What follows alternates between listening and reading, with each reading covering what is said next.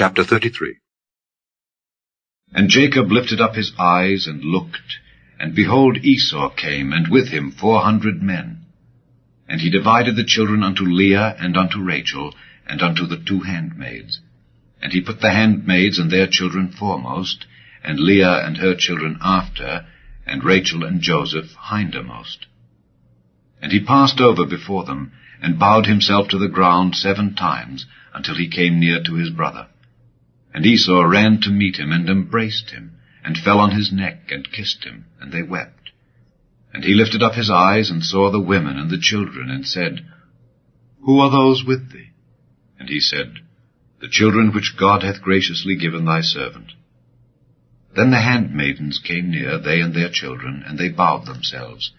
And Leah also with her children came near, and bowed themselves. And after came Joseph near, and Rachel, and they bowed themselves. And he said, What meanest thou by all this drove which I met? And he said, These are to find grace in the sight of my Lord. And Esau said, I have enough, my brother. Keep that thou hast unto thyself. And Jacob said, Nay, I pray thee, if now I have found grace in thy sight, then receive my present at my hand. For therefore I have seen thy face, as though I had seen the face of God, and thou wast pleased with me. Take, I pray thee, my blessing that is brought to thee, because God hath dealt graciously with me, and because I have enough.